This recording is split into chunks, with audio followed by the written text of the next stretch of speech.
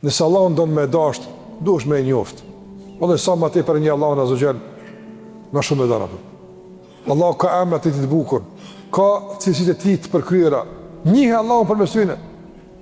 A një kush është Allahu me emrin Allah, Ar-Rahman, i gjithë mëshirshmi, Ar-Rahim, mëshiruesi. Pastaj emrat tjetë Allahu të barek o tala.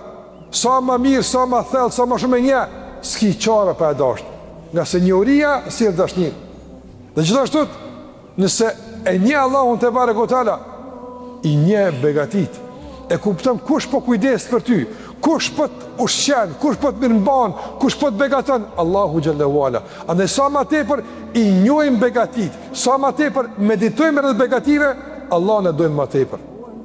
Nuk duhet të nërëzër që qasje në karshi begative tjetë vetëm shfrytëzimi begative, vetëm posedimi begative, jo vetëm kaq, nga se deri këtu është edhe niveli shtazëve në falë një shpreje.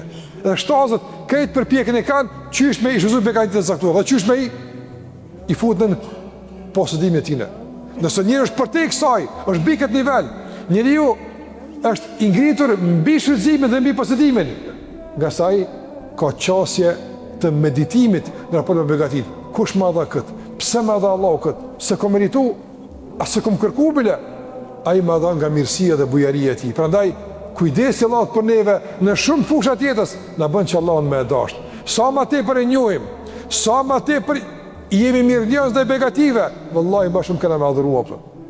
Nëse adhurimi është i ndrit me dashnin për Zotin te bare gotale. Dhe kjo jep knasi jetës, nëse dashnia jep kuptim jetës, dashnia të ndërvozër pastaj, gjithë shka e bën të letë, gjithë shka e bën të kalueshme, gjithë shka e bën të përbalueshme, gjdo bare bën të letë me e batin në këtë dunja. Pse? Dashnia e bën këtë punë.